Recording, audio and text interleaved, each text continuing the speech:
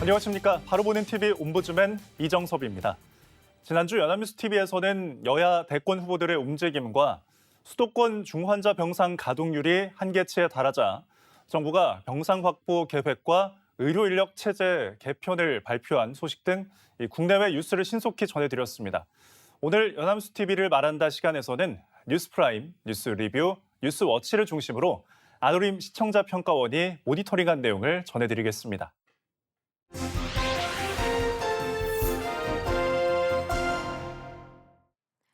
어느덧 대선이 70여일 앞으로 다가왔지만 의혹 관련 기사가 연일 쏟아지고 있습니다. 최근 며칠간에는 민주당, 국민의힘, 양당의 대선 후보 가족과 관련된 의혹이 이어졌습니다. 연합뉴스TV에서도 이에 대해 상세하게 보도하고 있는데요. 오늘은 연합뉴스TV가 대선 후보 가족 관련 의혹을 어떻게 보도했는지 살펴보겠습니다. 이번 시간에는 지난 15일 오후 7시 뉴스프라임에서는 국민의힘 윤석열 후보의 부인인 김건희 씨와 관련되어 제기된 여러 의혹들을 정리하고 있습니다. 기사에서는 김건희 씨가 수원여대, 안양대 이력서에 허위 경력을 기재했다는 의혹과 학벌, 교사 경력을 부풀리기 했다는 의혹 두 가지로 크게 구분해서 보도했습니다. 더불어민주당은 김건희 씨가 수원여대, 안양대 이력서에 허위 경력을 적었다고 문제 제기했다고 합니다. 김 씨는 이력서에 2004년 대한민국 애니메이션 대상을 수상했다고 기재했는데 확인 결과 수상자는 김 씨가 아닌 김 씨가 재직한 회사였고 대상이 아닌 특별상을 수상했던 것으로 확인됐다고 합니다. 서울국제만화 애니메이션 페스티벌 우수상 수상 경력도 의혹 대상이라고 전합니다. 민주당이 문체부에 확인한 결과 해당 업체는 수상자 명단에 없다고 합니다. 김 씨의 학벌과 경력을 부풀리게 했다는 의혹에 대해 윤 후보는 외부 강사는 공채가 아니라 위촉을 하는 것이라고 해명했고 선대위도 경력 부풀리기 의혹에 대해 반박했다고 전했습니다. 반면 더불어민주당 이재명 후보 아들의 도박과 성매매 의혹이 불거졌는데요. 지난 16일 오후 8시 뉴스 리뷰에서는 아들의 불법 도박 의혹에 대한 이재명 후보의 사과 소식을 전했습니다. 기사에서는 이재명 후보 장남이 2019년 1월부터 해외 포커 사이트와 서울 경기도 분당 일대 불법 도박장을 이용한 경험을 온라인 게시판에 올렸다고 전했습니다. 이로 인해 불법 도박 의혹이 보도되자 이 후보는 도박 사실을 인정하고 사과했다고 합니다. 기사는 이재명 후보의 발언을 직접 인용하면서 이 후보가 부모로서 자식을 가르침에 부족함이 있었다고 카메라 앞에서 고개를 숙였다고 전합니다. 이 후보는 언론 인터뷰에서 형사처벌 사유가 된다면 당연히 져야 한다고 답했습니다. 하루 동안 3차례 연달아 사과했고 이 후보 아들도 모든 일에 책임지고 속죄의 시간을 갖겠다는 사과문을 냈다고 기자는 전했습니다. 지난 17일 오후 6시 뉴스워치에서는 두 후보의 의혹에 대한 입장 표명과 이에 대한 양당의 반응에 대해 전했습니다. 기사는 민주당 이재명 후보 장남의 성매매 의혹에 이 후보는 예정에 없던 기자의 질의응답에 반박했다고 합니다.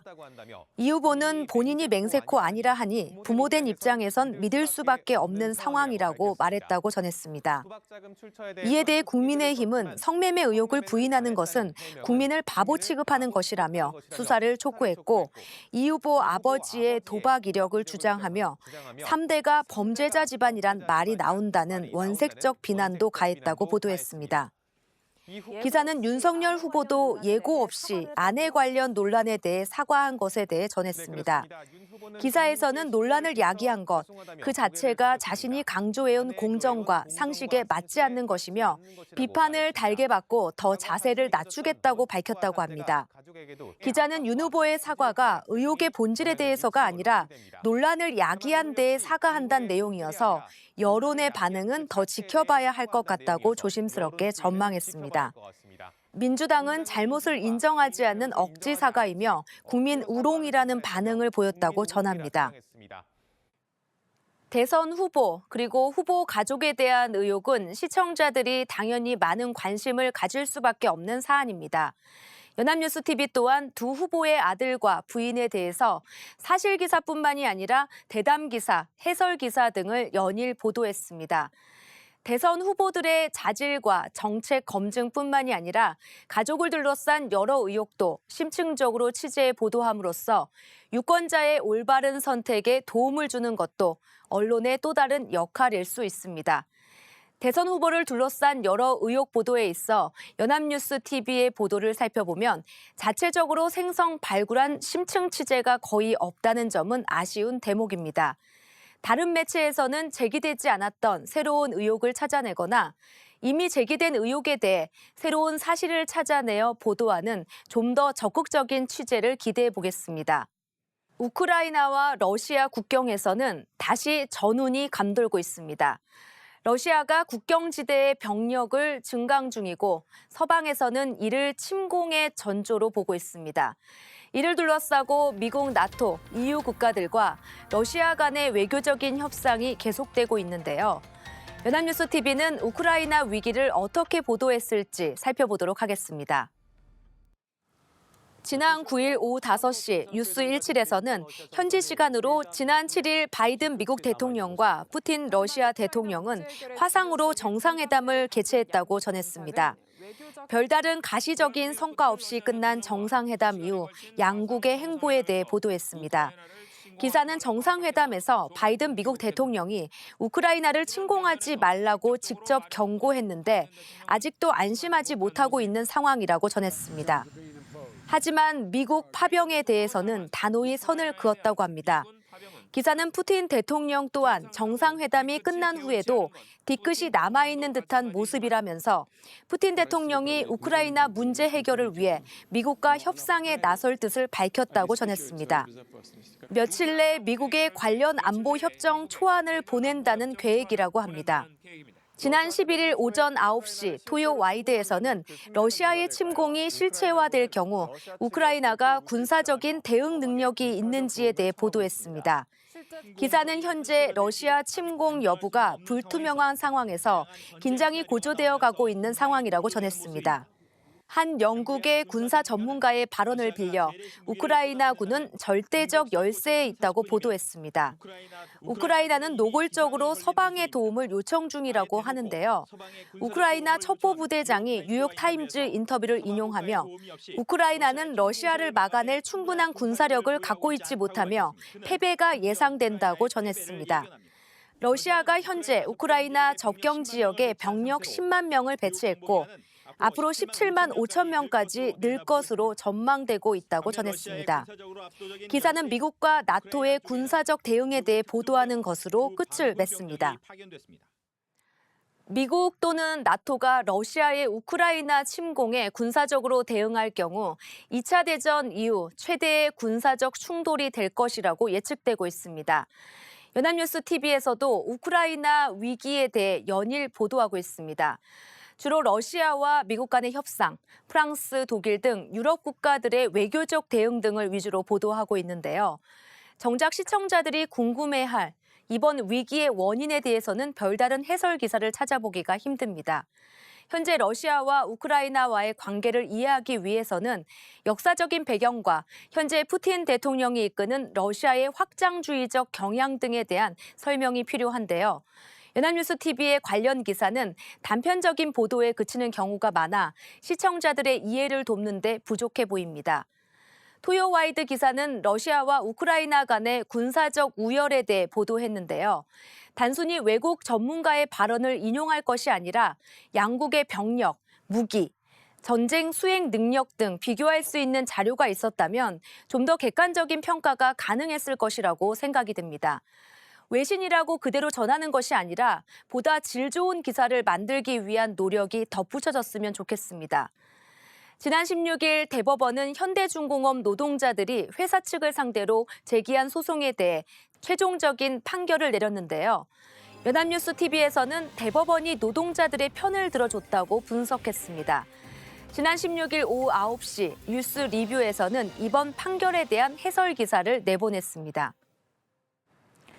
기사는 통상임금이란 각종 수당과 퇴직금을 정할 때 기준이 되는 것인데 여기에 상여금을 포함할지를 두고 현대중공업 노사가 벌인 소송에서 법원이 사실상 노조의 손을 들어줬다는 앵커의 멘트로 시작합니다. 기사는 소송을 1심부터 최종심까지 각급 법원 판결 내용과 판결의 주요한 근거를 설명하고 있습니다. 2012년 현대중공업 노동자 10명은 명절 상여 100%를 포함한 상여금 800%를 통상임금에 넣고 그에 따라 늘어난 수당과 퇴직금을 추가적으로 지급하라고 회사 측에 소송을 걸었다고 합니다. 1심에서는 노동자 측의 요구를 받아들여 사측이 6,300억 원을 추가적으로 지급하라고 판결했습니다. 2심은 정반대의 판결을 내렸는데 근거는 명절 상여가 통상임금에 포함될지를 판단하는 근거인 정기성, 일률성, 고정성이 없고 노동자 측의 요구는 경영상 위기를 불러와서 신의 성실의 원칙을 위반하기 때문이라는 것이었습니다. 대법원 판결은 1심과 같이 명절 상여를 통상임금으로 인정했는데 판단의 근거는 일시적 경영 악화뿐 아니라 경영 악화의 예측 가능성도 고려해야 하고 기업 규모, 성과로 보아 추가 임금으로 중대한 위기가 온다고 보기 어렵다는 것입니다. 재계는 이번 판결에 대해 기준의 모호성과 예측 불가능한 위기가 수시로 생기는 현실을 고려할 때 큰 부담이 될 것이라는 우려의 반응을 내놨다고 전합니다. 대법원 판결에 대해 연합뉴스TV는 뉴스센터 13과 뉴스리뷰에서 16일 두 차례에 걸쳐 보도했습니다. 뉴스리뷰 기사는 1, 2, 3심의 주요 내용을 요약해서 전달하면서 보다 상세한 해설을 시도했습니다. 그런데 시청자에게는 조금 어려운 기사라고 보입니다. 통상임금에 대해서 좀 더 자세한 설명이 필요하고 통상임금의 요건에 해당하는 정기성, 일률성, 고정성이 정확히 무엇을 의미하는지 설명이 없습니다. 기사의 제목에서 재계 우려라고 밝히고 있지만 재계의 반응을 한 문장으로 짤막하게만 설명할 뿐 현대중공업에서 벌어진 소송이 왜 재계 전체가 우려해야 되는 것인지에 대한 설명이 없습니다. 현대중공업 소송과 비슷한 소송이 수백 건 진행되었는데 그동안의 판결 흐름과 이번 소송 결과와 비슷한 소송, 또 다른 기업에 미치는 영향에 대한 설명이 필요해 보입니다.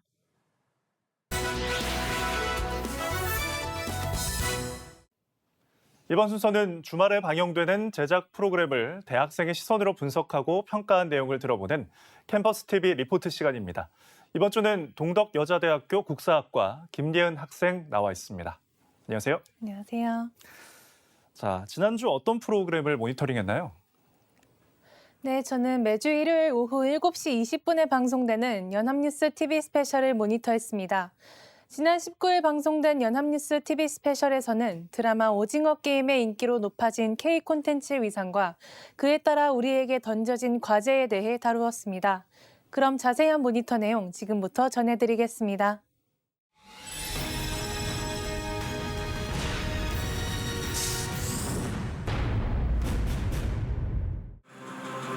방송은 도심 쇼핑몰 한복판에서 넷플릭스 오리지널 드라마 지옥을 홍보하는 현장을 비추며 시작됩니다. 드라마 지옥은 공개 직후부터 11일간 넷플릭스 TV쇼 부문 1위를 기록했다는데요.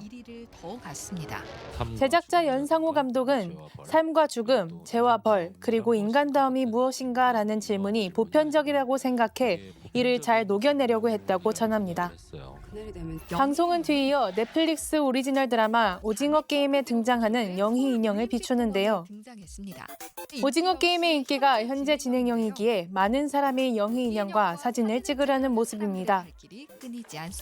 저 역시도 영희 인형을 오징어 게임에서 인상 깊게 봤기 때문에 영희 인형의 인기를 이해할 수 있었습니다. 오징어 게임의 인기는 세계 각국에서 호응을 받아 극중 의상을 착용하는 것은 물론 우리가 잊고 있었던 옛 놀이까지 사랑을 받고 있다고 합니다.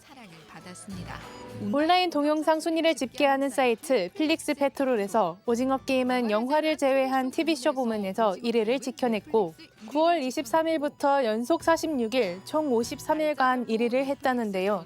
넷플릭스 역사상 최장기간 1위를 해 2021년 최고의 흥행작이라고 평가받는다고 합니다. K 콘텐츠에 대한 세계의 관심이 갑자기 시작된 것은 아니라는데요. 좀비 이야기를 다룬 킹덤부터 스위트홈, DP 등 꾸준한 저력을 보여왔다고 합니다. 김원식 대중문화평론가는 킹덤이 흥행하면서 제작기지로서 굉장히 관심을 갖게 되어 전폭적인 지원을 받았지만 오징어 게임이 판도를 뒤집어버렸다고 하는데요. 킹덤과 오징어 게임을 모두 본 시청자로서 저도 콘텐츠의 질이 더 좋아졌다는 것을 느낄 수 있었습니다. 넷플릭스의 가입자 수도 오징어 게임으로 증가했다고 합니다. 하지만 K 콘텐츠의 인기는 우리에게 예상하지 못한 질문도 던졌다고 합니다. 오징어 게임의 흥행 수익을 넷플릭스가 독점했다는 논란이 발생했다는데요. 오징어 게임의 제작비는 250억 원이지만 수익은 1조 원을 웃돌았다고 합니다. 제작사는 10%의 이익만을 받고 대부분의 수익과 판권 및 저작권은 넷플릭스가 독점했다는데요. 성동규 교수는 누가 이 작품의 지적 재산권을 가지고 있느냐의 문제라 기본적 소유권이 넷플릭스에 귀속되어 있어 엄격하게 말해서 미국 드라마라고 전합니다. 하지만 한국 제작사는 넷플릭스와 손을 잡으려는 이유가 있을 수밖에 없다는데요. 기본적으로 제작비 문제가 있다고 합니다. 오징어 게임의 편당 제작비는 약 28억 원, 지옥은 약 30억 원으로 국내 드라마의 편당 제작비가 평균 6에서 7억 원인 것과 비교하자면 과감한 투자를 받고 있다는데요. 한국에서는 제작비를 먼저 지급하지 않는 것이 대다수라 기업 광고로 그 비용을 충당한다고 합니다. 더불어 국내 방송사보다 세계 시장을 공략하려는 이유도 있다는데요. 넷플릭스는 190개국에서 서비스되고 있고 처음부터 전 세계의 작품을 공개하는 것 자체가 장점이라고 합니다. 국내 OTT 시장은 몸집을 키워오다가 코로나19 이후 크게 성장했다는데요. 영화나 TV 프로그램 다시 보기 서비스로 시작했지만 오리지널 콘텐츠를 론칭하며 경쟁하고 있다고 합니다. 소비자들 역시 자체 제작 콘텐츠를 중요하게 생각한다는데요. 하지만 거대한 자본력을 바탕으로 글로벌 OTT 플랫폼이 이미 세계 시장을 장악하고 있다고 합니다. 그럼에도 국내 OTT들은 콘텐츠 제작 능력을 무기로 세계 재패를 노리고 있다는데요. OTT의 경쟁이 가열될수록 창작자의 위상이 높아지기에 이것이 K 콘텐츠의 새로운 도약대가 될 것이라 합니다. 더 나은 제작 환경을 위해 판권이나 저작권 독점과 같은 불공정한 계약 조건에 대해 권리를 확보하는 쪽으로 협상력을 높이는 방법을 강구해야 한다는 말로 방송은 마무리됩니다. 네, 모니터한 내용 잘 봤습니다. 김예은 학생 이번 연합뉴스 TV 스페셜 보고 어떤 점이 가장 인상이 깊었나요? 네, 저는 국내 OTT 플랫폼 시장 규모가 작아 해외 서비스만큼 투자를 하지 못한다는 점이 기억에 남았는데요. 뉴미디어 산업의 구도가 매우 빠르게 변화하는 만큼 국내 OTT 서비스도 빠르게 돌파구를 찾아 세계 시장에 진출하고 시청자들에게 양질의 좋은 콘텐츠를 제공하길 바라는 마음이 들었습니다. 네, 수고 많았습니다. 지금까지 동덕여자대학교 국사학과 김예은 학생이었습니다. 고맙습니다. 네.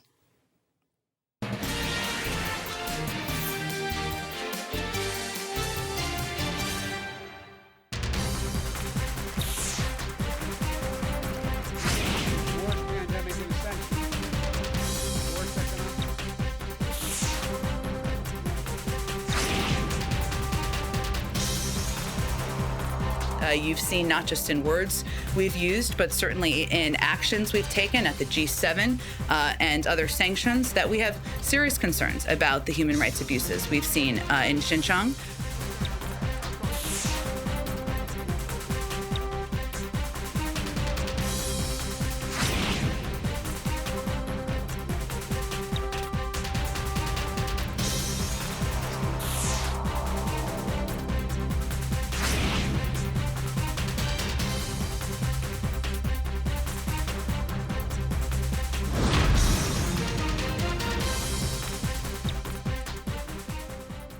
내년 2월에 개최되는 베이징 동계올림픽에 미국에 이어 주요 동맹국들까지 외교적 보이콧에 동참하기로 하면서 우리 정부의 고심이 깊어지고 있습니다.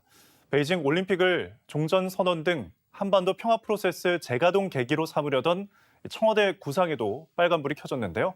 오늘 TV와 비평 시간에는 베이징 동계올림픽 보이콧을 둘러싼 국제적 갈등과 한반도 정세에 미칠 영향 등에 대해 언론에서 어떻게 다루고 있는지 자세히 살펴보겠습니다. 이 시간 명지대학교 디지털 미디어학과 최선규 교수님과 함께하겠습니다. 어서 오십시오. 안녕하세요.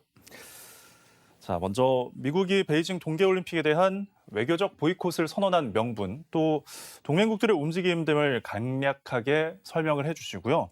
미국이 베이징 올림픽을 보이콧한 의도, 또 미국에서 계속되는 중국에 대한 압박 등에 대해서 언론에서는 어떻게 보도가 되고 있는지 말씀해 주시죠. 네. 미국이 베이징 동계올림픽에 정부 공식 사절단을 보내지 않는 외교적 보이콧을 공식화했습니다. 미국 백악관은 현지 시간 6일 베이징 올림픽에 선수단을 파견하되 개폐회식 등 행사에 미 행정부 인사를 보내지 않기로 했다고 밝혔습니다. 젠 샤키 미 백악관 대변인은 이날 언론 브리핑에서 외교적 보이콧의 이유로 신장 지역에서의 인간성에 대한 중국의 계속되는 범죄, 대량 학살과 다른 인권 유린을 거론했다고 뉴스원이 지난 7일 보도했습니다.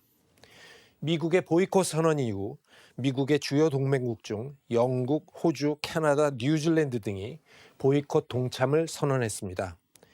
반면 2024년, 26년 올림픽을 앞둔 프랑스와 이탈리아는 보이콧 불참 선언을 했고 독일 역시 중국과의 관계를 고려해 신중한 모드입니다.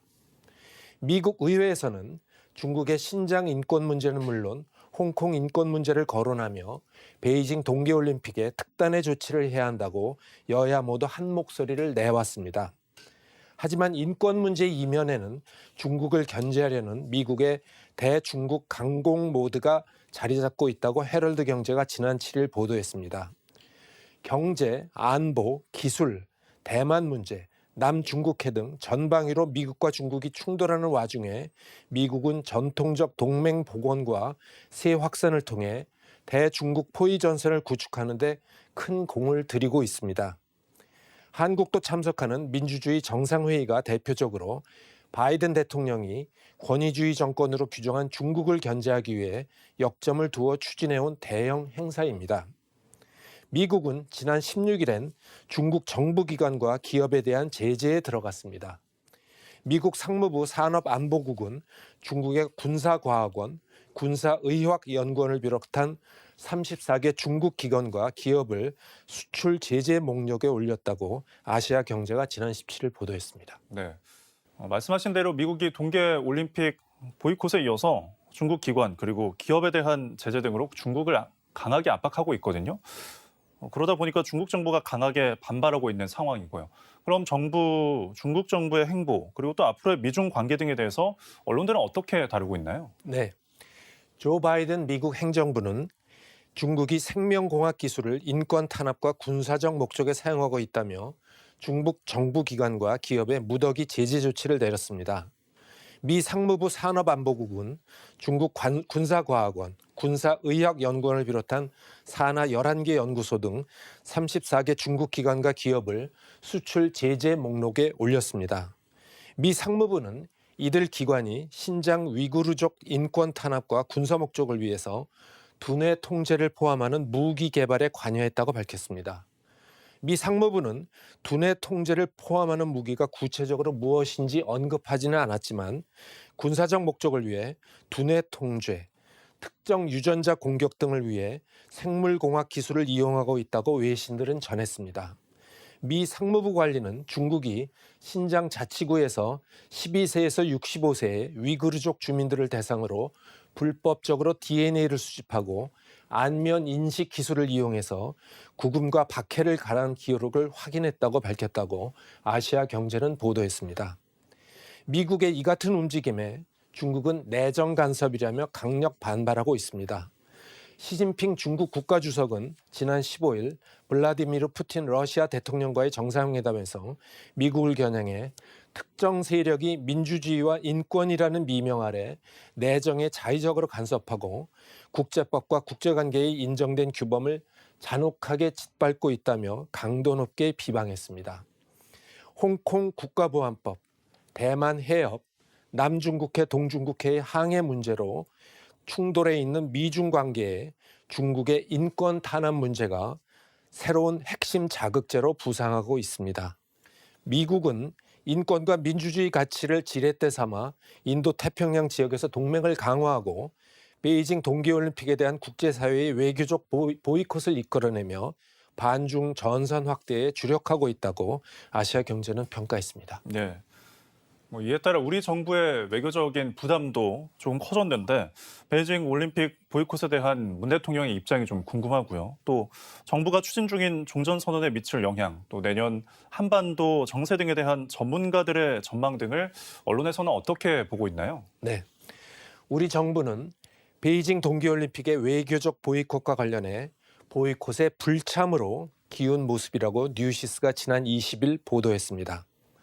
정부는 직전 평창 동계올림픽 개최국으로 동북아 릴레이 평화올림픽이라는 표면적 명분을 내세우며 전략적 모호성을 유지해왔습니다. 도쿄 하계올림픽과 베이징 동계올림픽의 성공 개최라는 원론적 입장을 바탕으로 외교적 보이콧 행렬과는 거리를 두고 있습니다. 문재인 대통령도 지난 13일 호주 국빈 방문 기간 중 한 호주 공동 기자회견에서 관련 질문에 대해서 베이징 올림픽에 대한 외교적 보이콧에 대해서는 미국을 비롯한 어느 나라부터도 참가의 권유를 받은 바 없고 한국 정부도 보이콧을 검토하지 않고 있다고 선을 그은 바 있습니다. 그러나 한 달 반 정도 남은 베이징 동계올림픽을 둘러싼 문재인 정부의 고민은 깊어지고 있다고 뉴시스는 평가했습니다. 한국은 인권 문제로 뭉친 보이콧 대우에서 적극 이탈하기도 어렵고 최대 교역국인 중국과 소원해지면 경제적 파장도 우려해야 합니다. 중국은 문재인 대통령이 국제사회에 화두로 던진 종전선언의 당사국이란 점에서 볼 수 있듯이 북한 문제와 관련한 중국의 협조도 절실합니다. 세계일보는 지난 13일자 사설에서 미국이 베이징 올림픽 보이콧을 선언하면서 문 대통령이 추진하는 종전선언은 사실상 물 건너갔다고 평가했습니다. 미국의 핵심 동맹국인 영국, 호주, 캐나다, 뉴질랜드 등은 올림픽 보이콧을 결정했고 한국의 올림픽 보이콧 불참은 자유민주 진영에서의 고립을 자초하고 한미 동맹을 흔들 뿐이라고 주장했습니다. 이인영 통일부 장관은 정부의 종전선언을 베이징 올림픽과 불가분의 관계로 해석할 필요가 없다면서 베이징 올림픽이 어떻게 되느냐에 따라 종전선언이 영향을 받는다고 연결하지는 말아주기 바란다고 지난 11월 24일 연합뉴스TV는 보도했습니다. 베이징 동계올림픽에 정부 및 정치권 인사로 구성된 대표단들을 보내는 문제에 대해서 우리 정부는 막판까지 주변국 동향을 보며 참석 인사를 발표할 걸로 예상됩니다. 일단 국제올림픽위원회에 우리 측 고위 인사 프로그램 참석자로 황희 문화체육부 장관이 등록되어 있지만 이것은 형식적인 절차일 뿐 언제든지 변경될 수 있다고 뉴시스는 내다봤습니다. 네. 자, 우리 정부의 베이징 동계올림픽 보이콧에 대한 불참이 한미 한중 관계에 미칠 여파에 대해서 언론사들이 어떻게 보도를 하고 있는지, 그리고 우리나라 대외 전략에 큰 변수가 되는 미중 관계를 다룰 때 언론이 바람직한 태도가 있잖아요. 어떻게 바람직한 태도를 가져야 하는지 이 점도 짚어주시죠. 네, 경향신문은 지난 7일자 사설에서 이 문제에서 중요한 것은 미국의 베이징 올림픽 보이콧이 한반도 평화에 미칠 부정적 영향을 최소화하는 일이라고 주장했습니다. 동맹국인 미국의 뜻도 존중하되 경제적 이해가 걸려있는 중국과의 관계도 살펴야 한다며 우리에겐 올림픽, 한미동맹, 중국과의 관계 모두 중요하며 미국이나 중국 중 한쪽 편에 서는 상황을 피하는 방법을 찾아내야 한다고 주장했습니다. 미중 무역전쟁, 코로나19의 진원지 논란, 홍콩 보안법 제정 등에서 시작된 미중 갈등이 베이징 올림픽 외교적 보이콧 등의 분야로 확산되면서 미국과 중국의 신냉전이 시작되고 있습니다. 신냉전 시대에 미국과 중국은 우군을 확보하는 데 혈안일 것입니다. 만일 어느 한쪽을 선택해야 한다면 외교 안보 전문가들은 신냉전 체제에서 한국이 생존할 길은 인권과 평등, 공정 등 자유민주주의 라는 원칙을 되새기는 데 있다고 강조했다고 서울경제는 지난해 6월 2일에 보도했습니다. 중국은 코로나19와 홍콩 사태를 통해 개방성과 투명성에 의문 부호가 붙었다는 것입니다. 언론은 신냉전 시대에 철저히 국익의 관점에서 미중 외교 사안에 대해서 보도해야 할 것입니다. 네, 지금까지 명지대학교 디지털 미디어학과 최선규 교수님과 함께했습니다. 감사합니다. 옴부즈맨 제작진은 시청자 여러분의 다양하고 소중한 의견을 기다립니다. 방송을 보고 느낀 소감을 연합뉴스TV 홈페이지 시청자 게시판이나 SNS로 보내주시기 바랍니다. 저희는 다음 주에 다시 찾아뵙겠습니다. 시청자 여러분 고맙습니다.